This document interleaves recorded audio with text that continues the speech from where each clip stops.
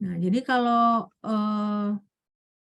dulu saya ngajar bahasa Inggris kimia, saya sudah jelaskan ada beberapa jenis jurnal kimia ya yang terkenal gitu ya. Nah, kita kebetulan kan saya nggak masuk di kalian. Nah, jadi saya jelaskan secara singkat ya. Mungkin kalian pun udah tahu dari Tilda ya. Nah, jadi kalau jurnal-jurnal kimia yang bergengsi itu ada beberapa macam ya. Yang pertama itu ada JACS, Journal of American Chemical Society. Nah, itu publishernya ACS, American Chemical Society. Nah, yang kedua itu ada Elsevier. Nah, Elsevier ini dari Belanda ya. Nah, tapi bedanya kalau JACS itu dia khusus kimia. Nah, kalau Elsevier ini dia berbagai bidang ya, ada matematika, ekonomi, kedokteran, fisika, segala bidang ya.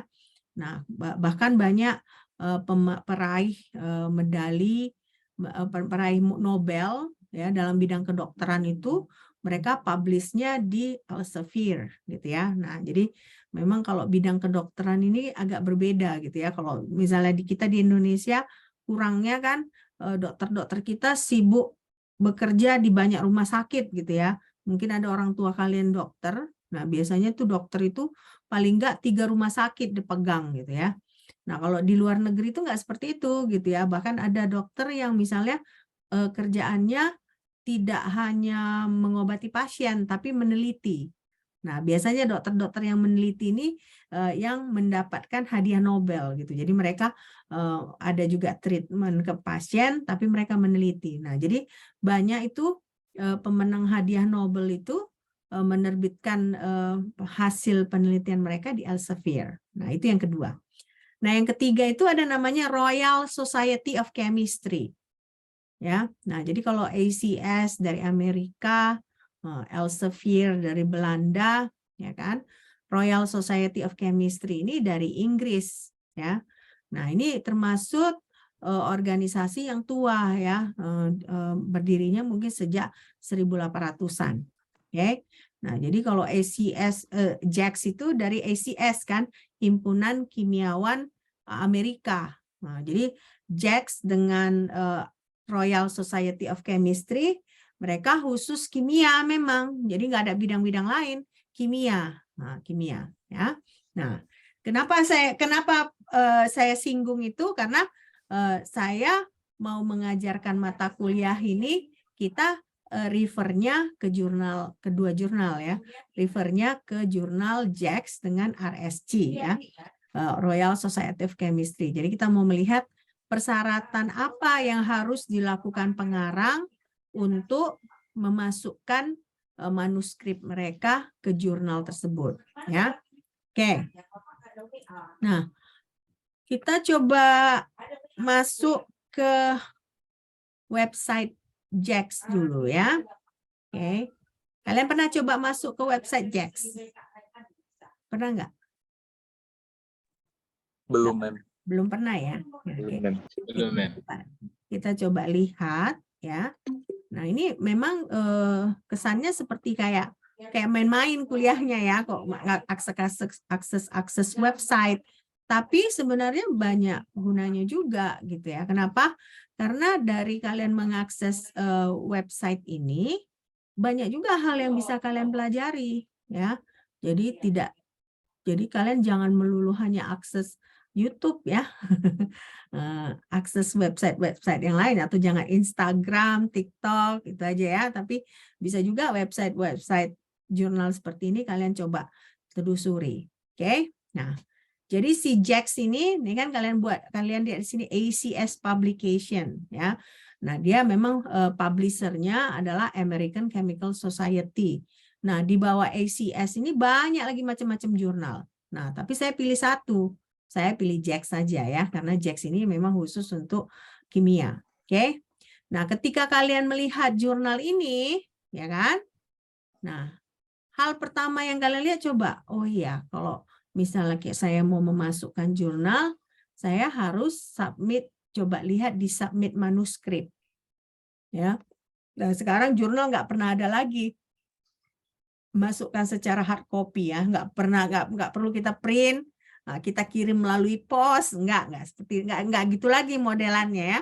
Jadi yang kita lakukan, kita masuk ke websitenya ya, baru kita klik ke sini ke submit manuskrip ya. Nah, ketika kita klik submit manuskrip, yang muncul itu adalah login.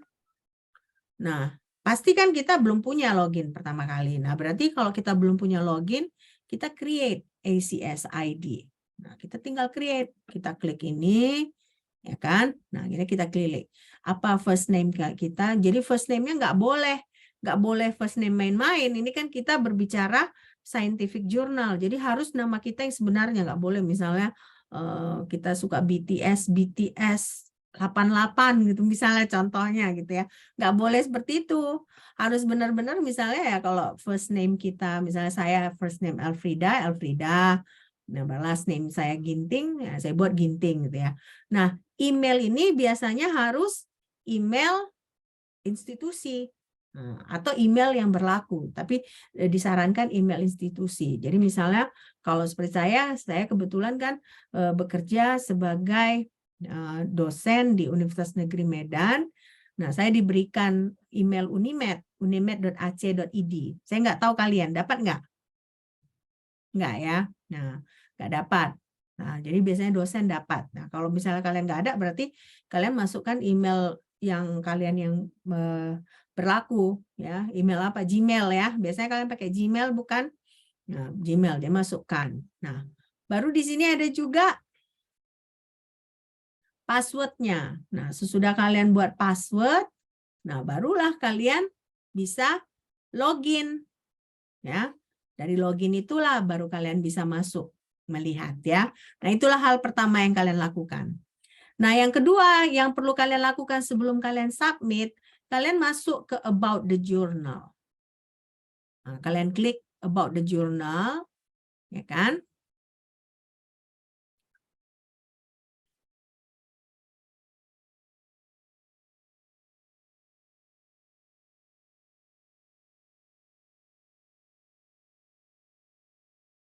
Agak lama ini internet saya. Bentar ya.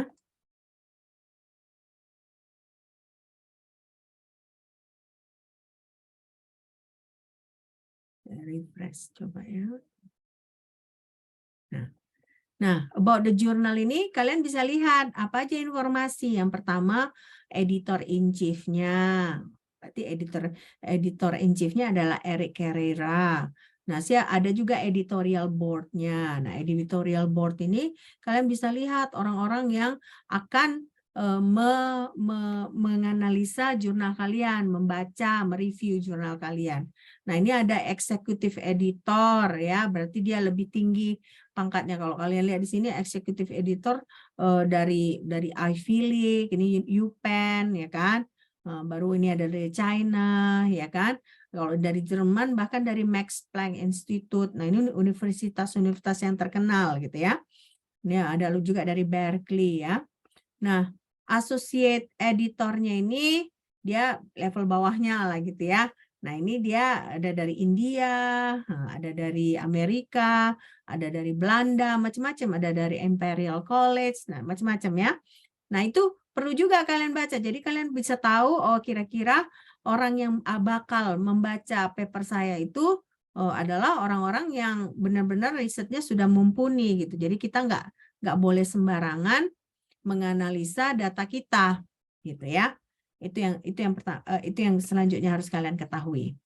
Nah, lalu yang harus kalian ketahui lagi sebelum kalian mengirimkan jurnal adalah scope jurnal tersebut apa ya.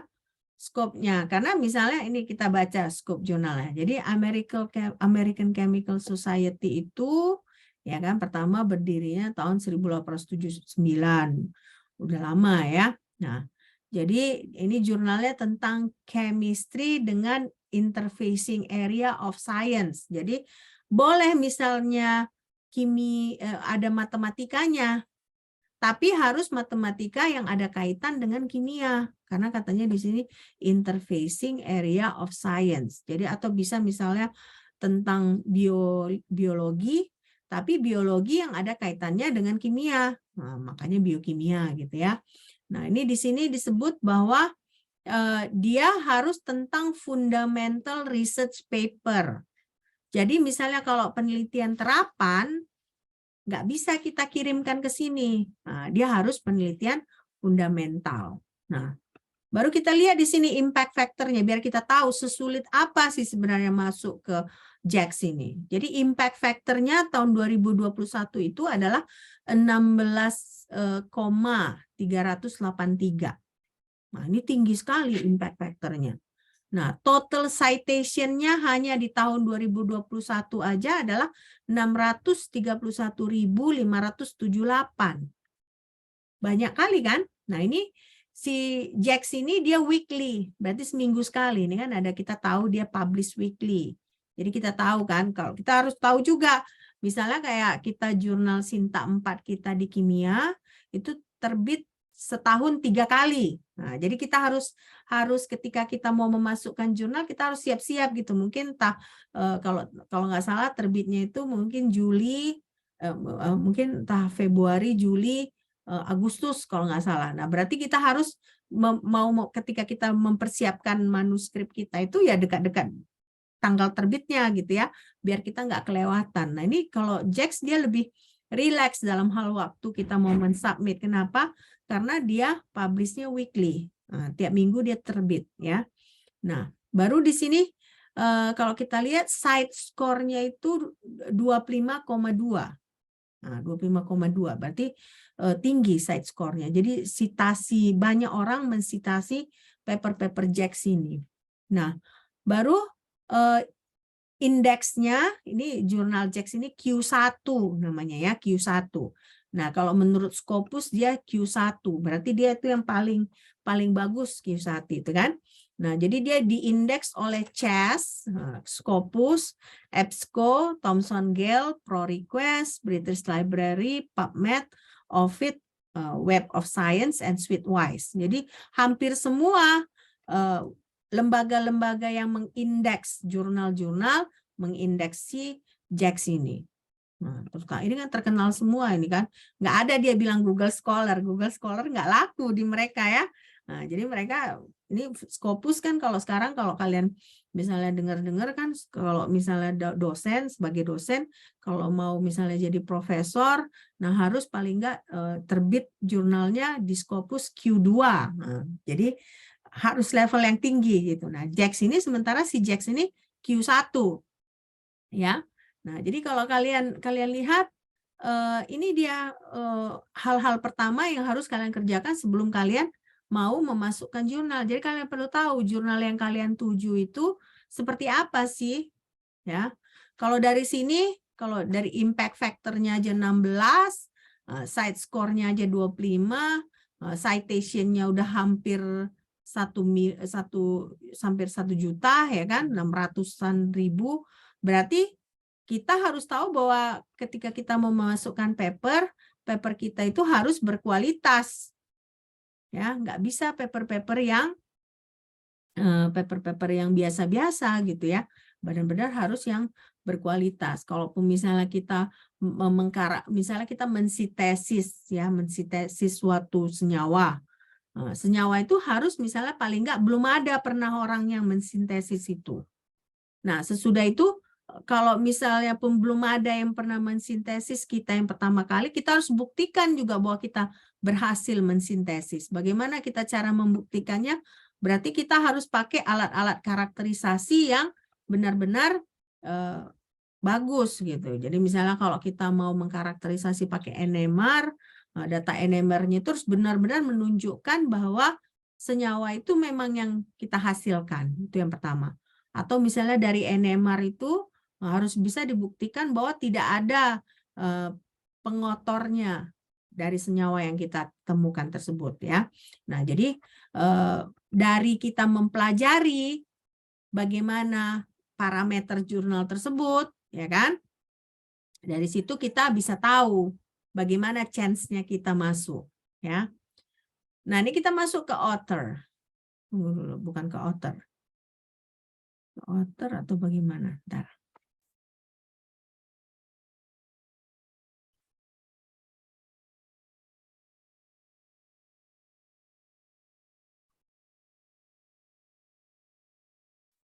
Ya. Nah, ini author ya. Nah, information for author. Nah, jadi kita perlu baca juga information for author. Pertama, di sini ada note-nya, catatannya. ACS publication uses cross-checks authenticate software to detect instance of similarity in submitted manuscript. Your manuscript may be screened for similarity to published material. Nah, jadi artinya apa? Kalau kalian pernah dengar kata turnitin, turnitin, turnitin gitu ya. Pernah nggak? Turnitin kan? Nah, kalau misalnya ada beberapa dosen yang iseng ya, tugas-tugas kalian pun diturnitin kan gitu. Untuk mencegah kalian copy paste dari tugas orang gitu ya. Nah, jadi jurnal ini pun nggak meminta si pengarang untuk menturnitinkan. Mereka yang otomatis menturnitinkan. Jadi ketika masuk ke jurnal ini, paper kita, otomatis mereka akan mencek apakah paper ini kita yang ngarang atau ternyata mungkin kalau misalnya 10% aja sama dengan pekerjaan orang lain, kemungkinan nggak diterima. Ya, nah jadi di sini kalau kalian lihat ada juga ethical guideline-nya. Jadi ketika kita melakukan penelitian, ya kan, nah ketika kita mau menulis paper, nah itu ada kode etiknya juga, ya. Nah kode etiknya inilah contohnya, katanya ini misalnya in publishing only original research. Nah, ACS is committed to deterring plagiarism, including self-plagiarism. Artinya apa? Pekerjaan kita sendiri pun kalau kita copy-paste lagi introduction kita dari paper yang kita yang sebelumnya itu nggak boleh. Jadi self-plagiarism pun nggak boleh. Apalagi plagiarism dari pekerjaan orang lain.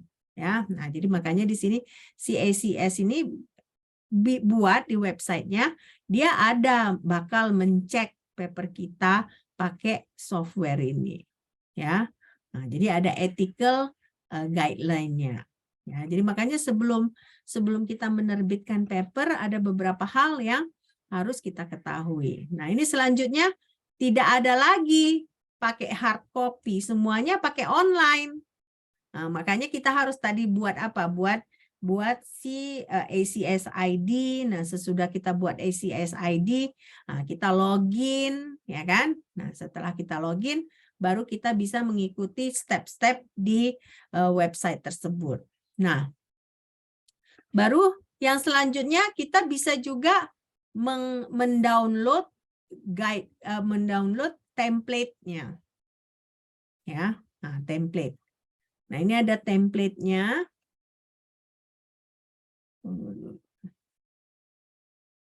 Nah, manuscript submission, how to submit a manuscript ya.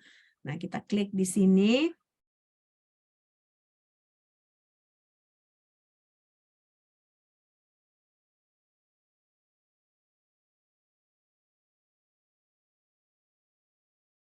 Ya, agak lama dia. Nah, di sini ada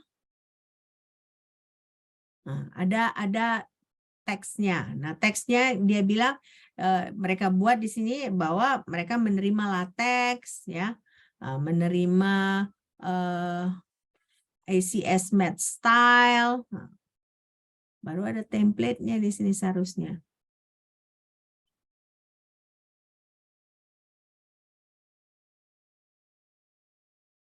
Nah, ya.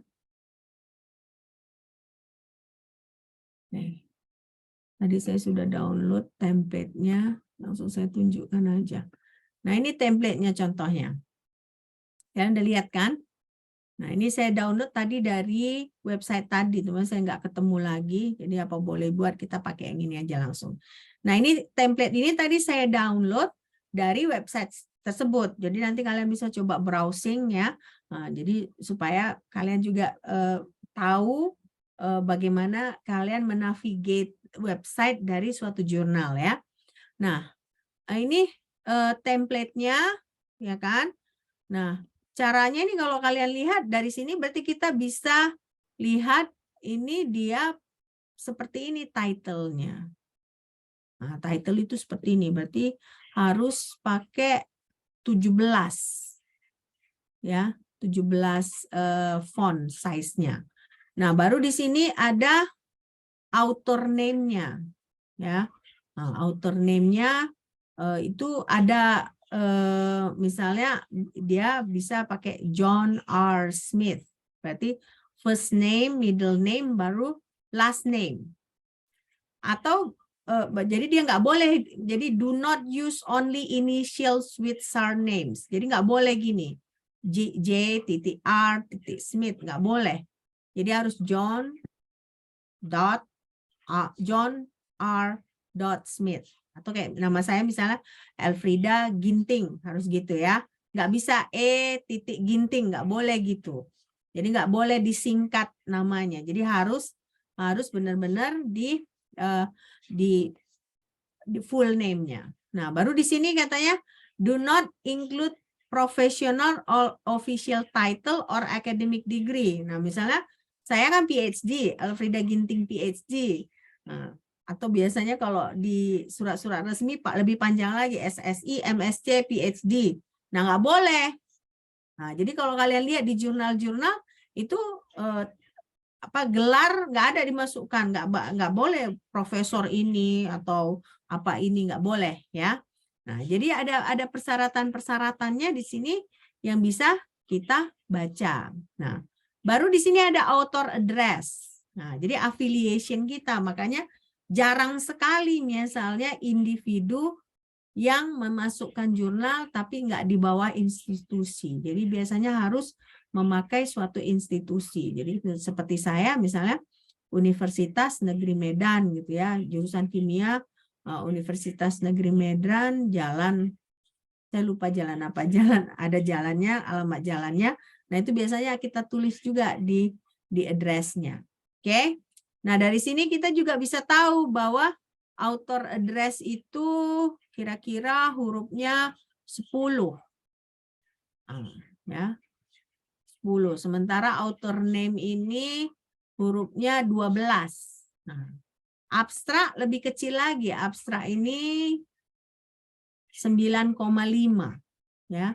Tapi di sini abstrak yang label abstraknya dia harus bold. Ya. Nah, dari sini bisa kita lihat. Nah, baru ya template ini dia terdiri dari terdiri dari judul ya kan.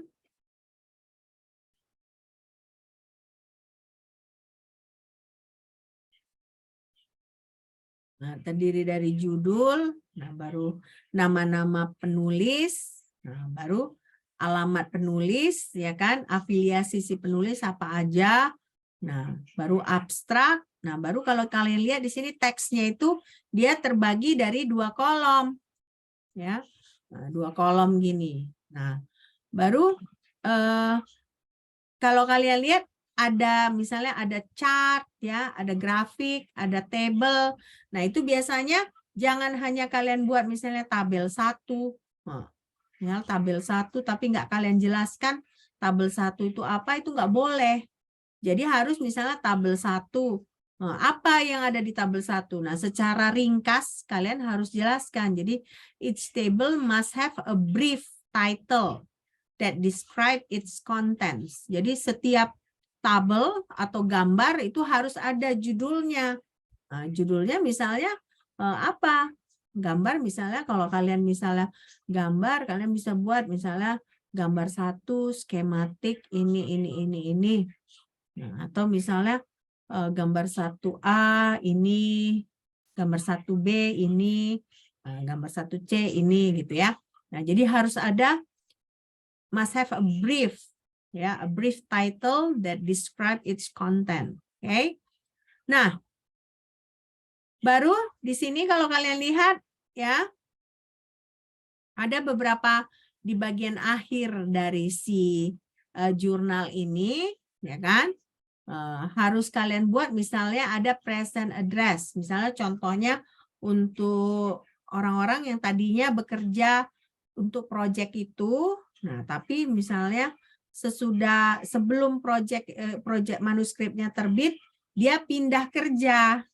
Nah, itu perlu kita acknowledge dia sekarang di mana present address-nya. Nah, seperti saya dulu ya kan, saya dulu kan student di University of Wyoming. Nah, ketika manuskrip saya terbit, saya udah balik ke Unimed ya, udah aktif lagi. Jadi tertulislah di paper itu present address Elfrieda Ginting itu sekarang adalah State University of Medan, bla bla bla bla gitu.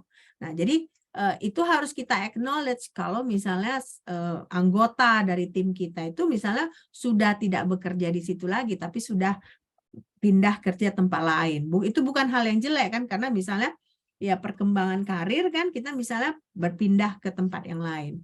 Nah, lalu yang penting lagi adalah author contribution. Nah, jadi setiap orang yang dicantumkan namanya di manuskrip tersebut harus ada kontribusinya. Nah, sama kalian seperti kerja kelompok kan. Nah, saya bilang kan semua harus kerja, semua harus ada kontribusinya. Jangan pula nggak ada kontribusi, nama kalian tercantum di tugas tersebut. Nah, itu nggak boleh. Nah, demikian juga dengan manuskrip ini. Ya, kalau nama kita tercantum di situ, berarti ada pekerjaan yang kita lakukan. Nah, bisa aja misalnya pekerjaannya menganalisa data, nah, atau dia mengerjakan eksperimennya, atau misalnya dia mengedit. Nah, pokoknya setiap orang yang ada namanya di situ harus ada kontribusinya. Nah, baru ada funding sources juga. Nah, kalau di jurnal-jurnal yang bergengsi seperti ini, funding sources kita itu perlu kita tulis. Misalnya kalau di Amerika itu kan ada National Science Foundation, ada Department of Energy, ya kan? Nah, kita di Indonesia pun ada, kita punya DRTPM, ya kan? Atau misalnya kita dapat dana dari BRIN, nah, ya, Badan Riset Nasional, ya kan? Nah, jadi perlu kita taruh juga, ya. Nah, lalu ini ada acknowledgement. Nah, acknowledgement ini kita perlu sebut orang-orang yang membantu kita ketika melakukan penelitian, tapi kontribusinya tidak cukup untuk kita masukkan ke paper tersebut, ya. Nah, kita misalnya di kimia sering kan misalnya kalau kalian praktikum, kalian dibantu misalnya Bang Nijam, Pak Nijam ya di lantai 3 misalnya, nanti apalagi ketika kalian melakukan melakukan penelitian untuk tugas akhir kalian, ya kan? Nah, pasti kalian banyak bertanya ke Pak Nizam. Nah, nanti ketika kalian menulis paper kalian, bisa di acknowledgement, kalian acknowledge, terima kasih untuk Pak Nizam ini atas bantuannya untuk analisa data ini, atau bantuannya mendesain alat penelitian kalian, gitu kan? Nah, jadi itu bisa kalian letakkan di acknowledgement. Oke. Nah, jadi itu hal-hal sederhana yang kalian bisa lihat di website jurnal ya, supaya ketika kalian memasukkan jurnal hal-hal sederhananya sudah kalian ketahui dulu. Oke. Nah, sekarang kita masuk ke guideline, author guideline-nya ya. Author guideline-nya. Nah, ini author guideline ini ya kan, kalian bisa dapatkan juga di website itu. Nanti kalian bisa browse sendiri, tapi ini saya langsung share ke kalian, ya kan? Nah, inilah author guideline-nya. Jadi author guideline-nya ada 24 halaman. Ya. Nah, berarti semakin jurnalnya itu bergengsi, semakin banyak requirement-nya. Ya, semakin banyak requirement-nya. Nah, ini yang pertama, ya. Nah, ini ada notice, ya. Nah, berarti ada persyaratan, requirement kita sebelum memasukkan jurnal. Nah, pertama ini, when a manuscript is submitted to JAX, ya, editor must make an initial editorial judgment regarding its suitability to for the journal's audience. Jadi maksudnya di sini makanya penting kalian melihat scope dari jurnal tersebut. Nah, jadi kalau tadi kan kita tahu kan si JAX itu dia hanya kimia. Nah, kimia pun dia fundamental research, yang berarti kalau misalnya kalian penelitian terapan, kemungkinan besar si JAX itu akan menolak. Kenapa? Karena mereka skopnya adalah penelitian yang fundamental. Nah, jadi nanti nggak hanya JAX ya. Kalau kalian sebelum kalian, misalnya kalian ada nggak kalian yang PKM? Ada nggak yang PKM? Ada yang ikut PKM? Nggak ada? Hah? Mana si Mikael? Mikael nggak ikut PKM, Mikael? Ikut sebelumnya. Belum? Hah? Ikut? Iya. Ya. Dengan siapa? Dengan angkatan 2000. Angkatan 2022 juga, Mem, sama anak matematika. Anak-anak matematika. Nah, luaran PKM-nya apa? Ada jurnal gitu nggak? Enggak.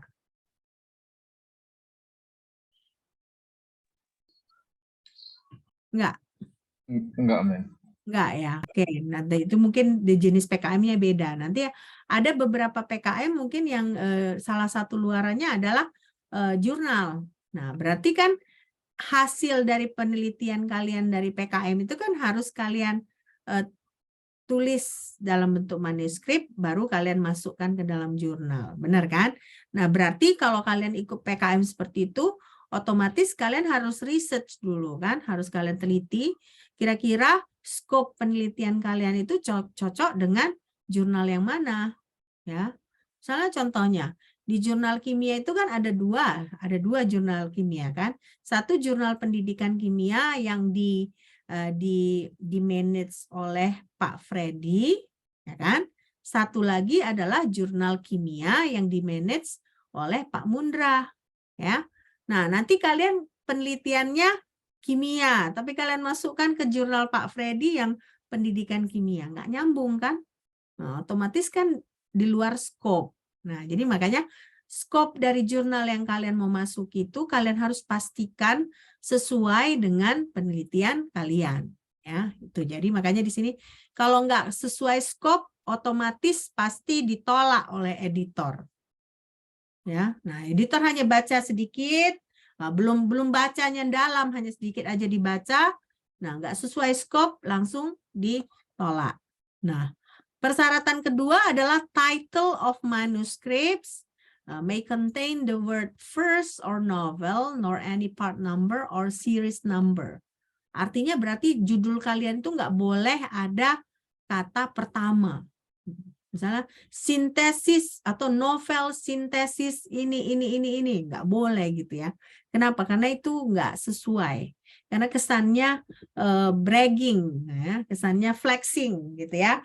Nah, jadi dalam bidang akademi pun nggak boleh kita flexing karena nggak akan mungkin sekarang ada yang pertama, ya. Karena sekarang sudah banyak penelitian, nggak mungkin pertama. Kalau memodifikasi masih mungkin. Tapi pertama kali nggak mungkin karena sudah banyak penelitian. Oke. Nah, yang ketiga itu acronyms and abbreviation are not permitted in manuscript title unless they are broadly familiar to reader in all disciplines of chemistry. Nah, apa itu acronyms and abbreviation? Apa acronym and abbreviation?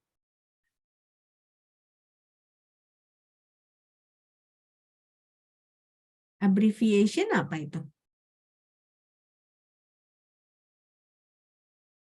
Acronyms and abbreviation. Nah, apa maksudnya?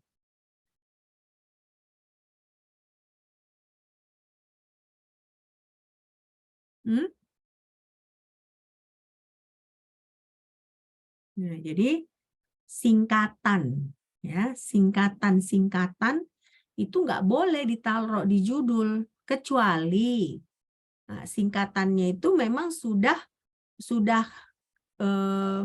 semua semua orang kimia tahu.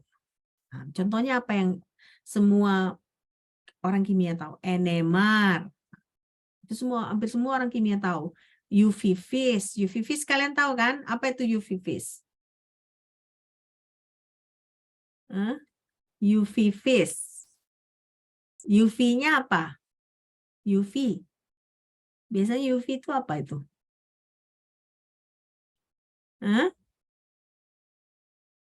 Ultraviolet ya, Mas? Ultraviolet. Vis-nya apa? Vis-nya visible. Nah, jadi ultraviolet visible. Nah, biasanya itu spektrofotometri ya, alat untuk menganalisa sampel dengan memakai UV vis. Nah, jadi itu kalau UV vis, FTIR ya. Kalau FTIR apa? Ada yang tahu?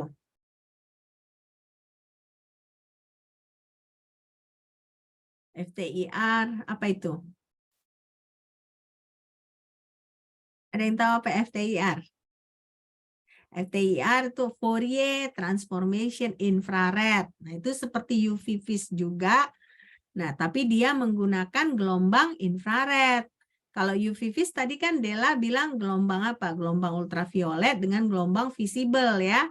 Nah, tapi kalau FTIR dia memakai gelombang infrared. Nah, jadi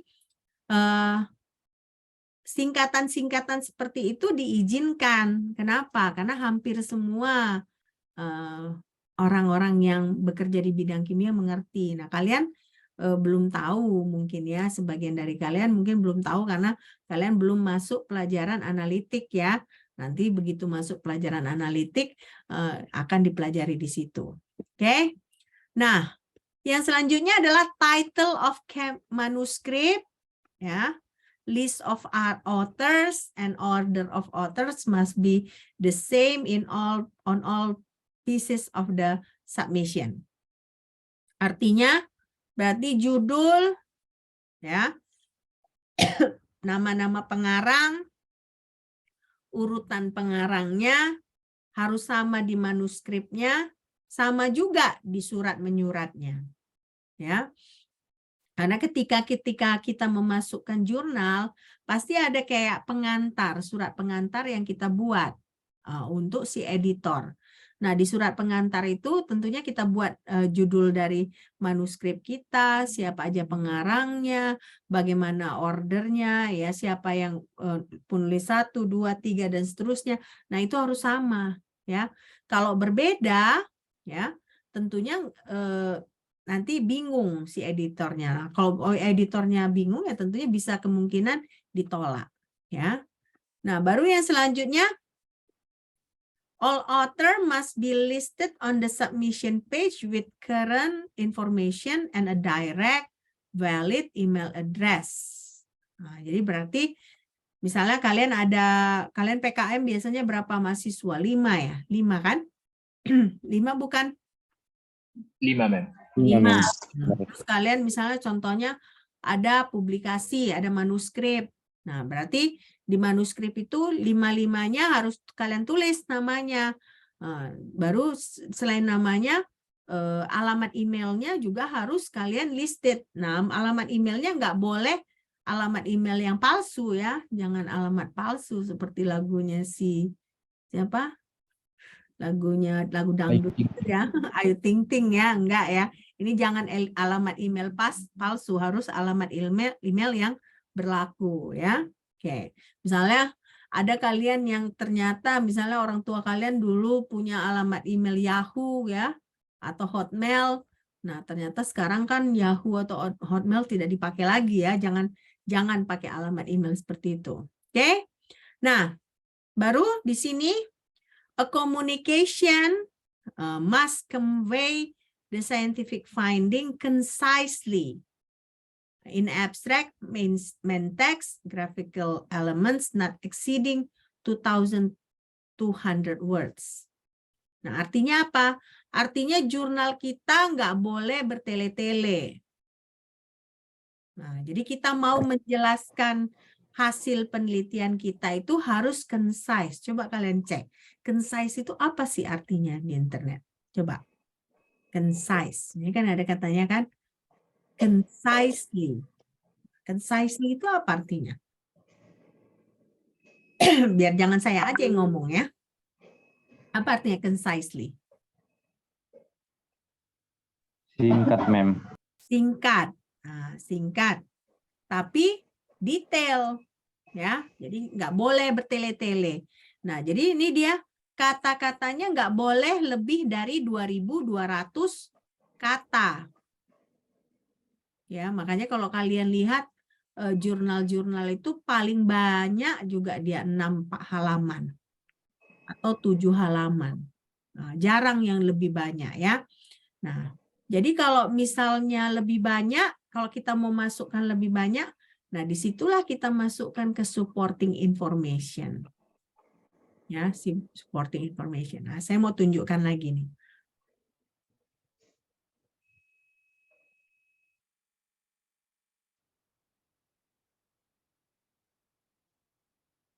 Ya.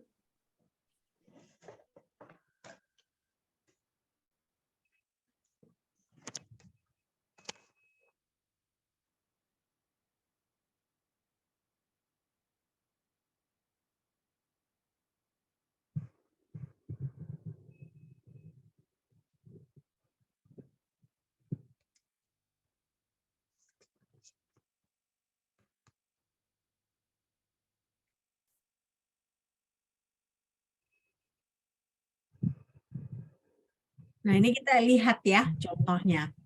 Nah, contohnya ini ada satu paper. Nah, papernya ini belum ada pun volumenya karena dia baru aja terbit online ya, baru aja terbit online. Makanya ditulis di sini artikel ASAP, as soon as possible ya. Nah, di sini kalau kita mau baca papernya, manuskripnya, kita bisa download PDF ini. Tapi kalau JAX ini dia berbayar ya, jadi kita nggak akan bisa kita kalau kita klik pun PDF itu, kalau kita beruntung bisa dapat open access. Nah, tapi kita nggak beruntung kan. Nah, makanya di sini disebutnya access through your institution. Artinya institusi kita harus, misalnya kalau Unimed harus langganan baru kita bisa akses ya. Nah, kan ini mahal jurnal, jadi nggak akan bisa kita akses. Tapi tadi yang inilah yang nggak bisa kita akses ini, yang harus dia 2.200 kata ya. Nah, ini para peneliti ini mereka sebenarnya banyak hasil penelitiannya kan. Jadi makanya yang sisa-sisanya yang nggak muat di 2.200 kata itu mereka masukkan ke supporting info. Ini kalian lihat ada nggak supporting info? Kalian lihat supporting info kan? Nah, kalau kalian klik supporting info itu akan ke sini.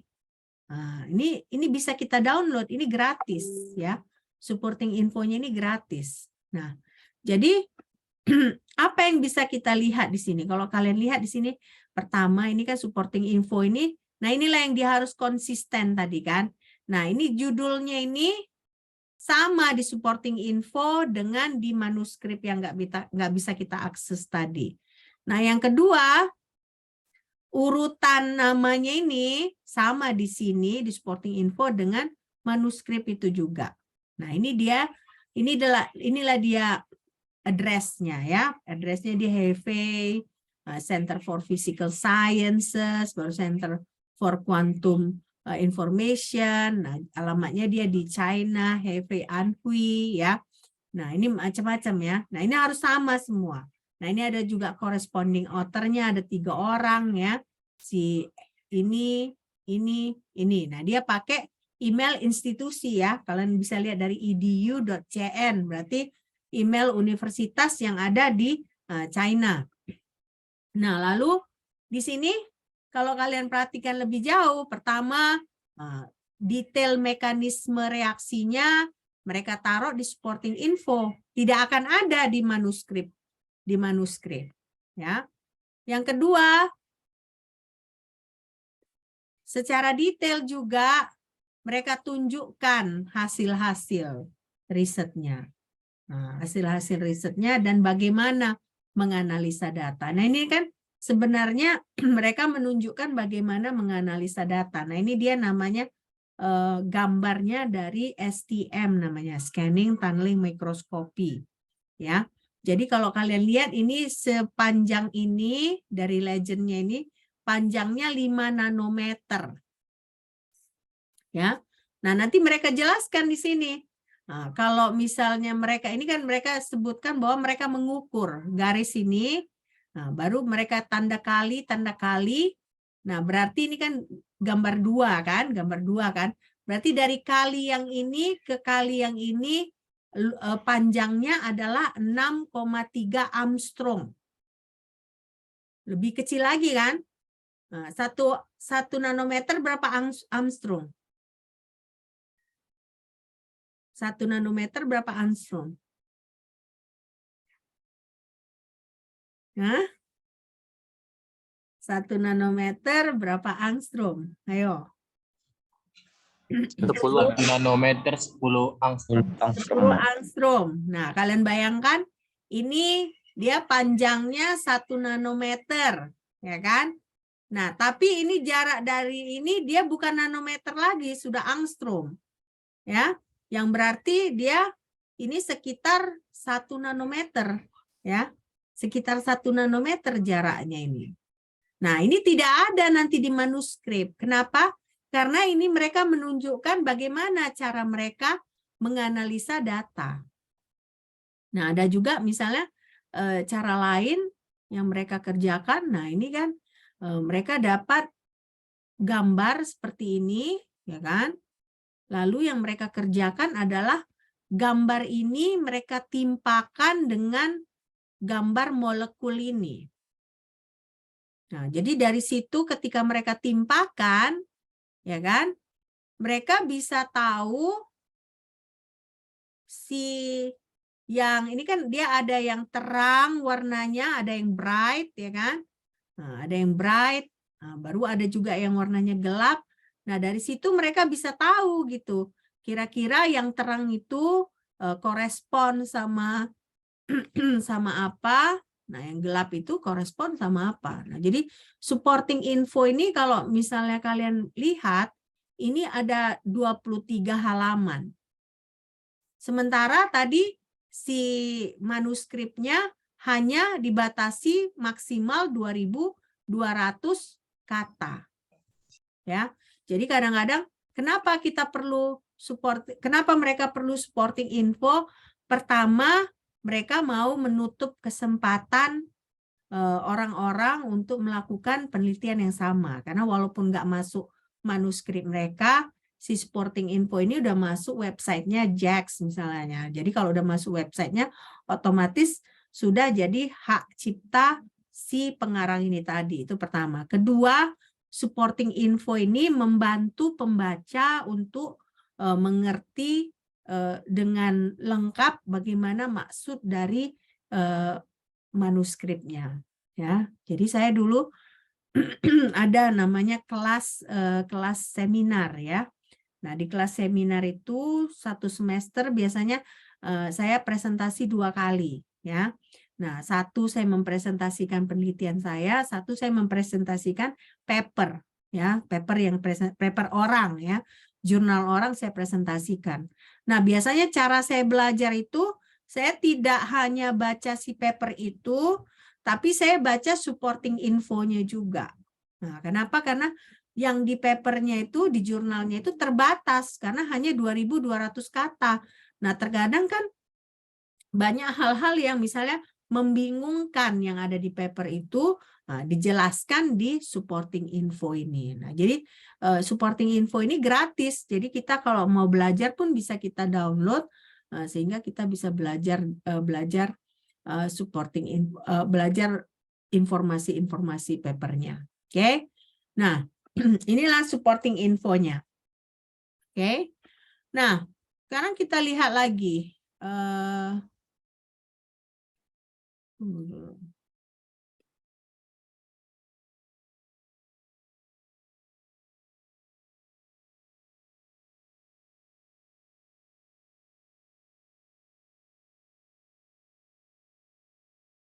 Ini kita masuk lagi ya. Nah, jadi makanya ada istilah supporting info. Oke. Nah, baru di sini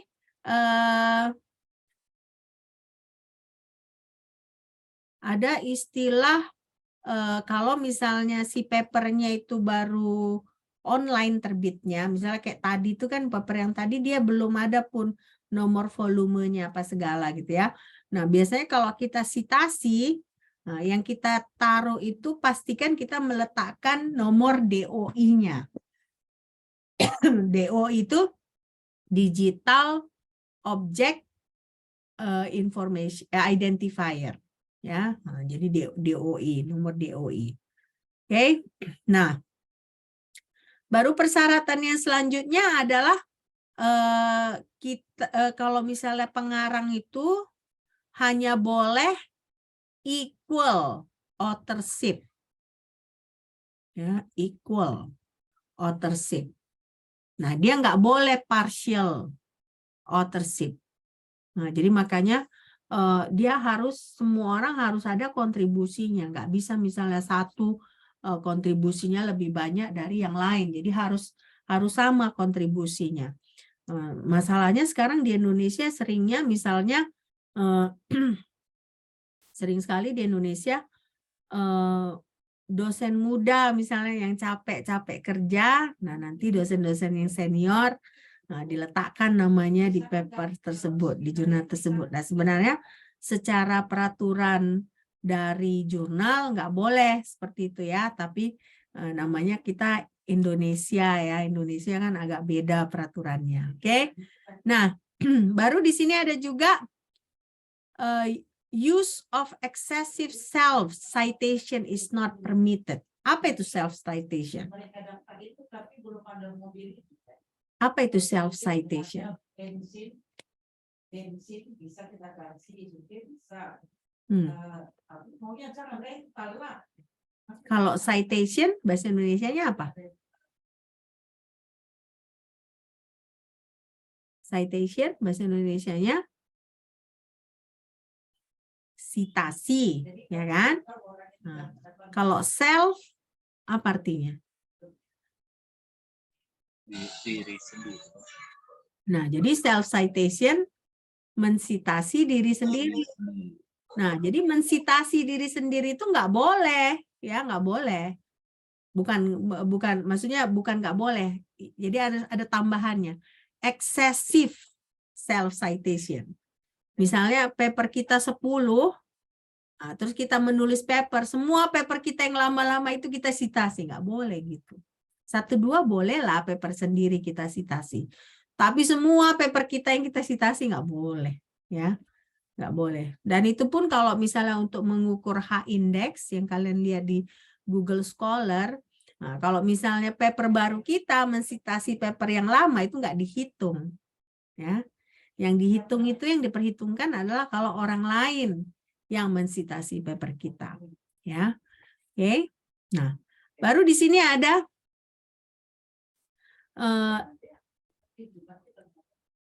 logo, ya, company logo atau logo institusi.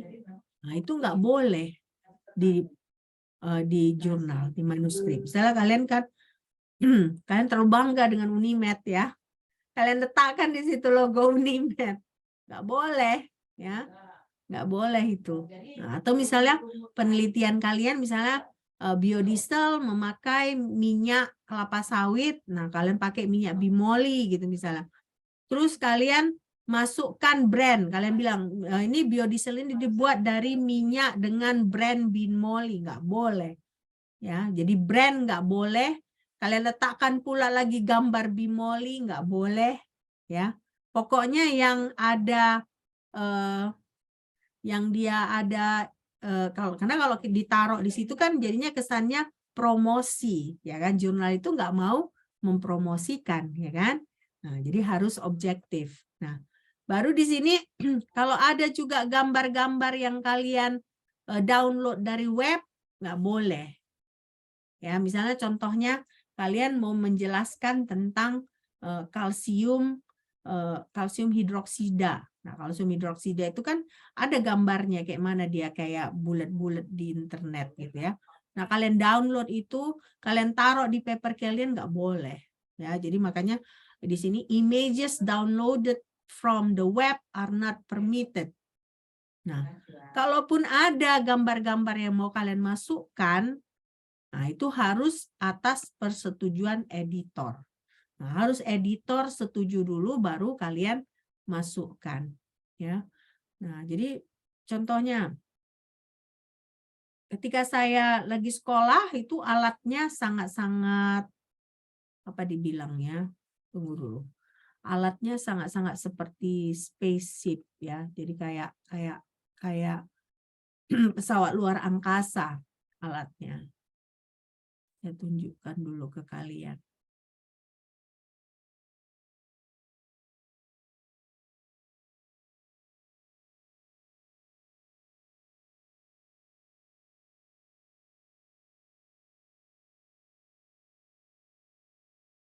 Ya, ada nggak ketinggalnya.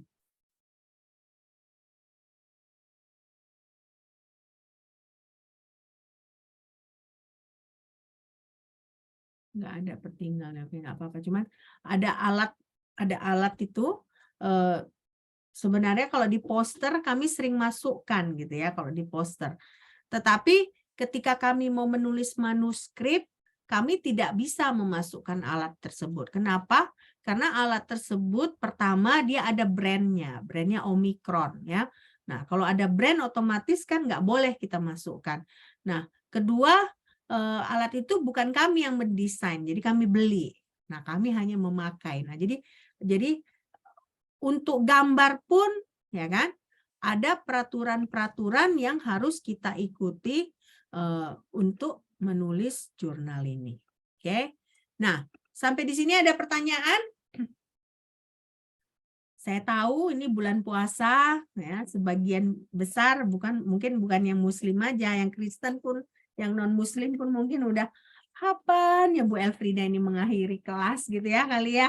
Nah, jadi sebelum kita akhiri kelas, ada pertanyaan? Tidak?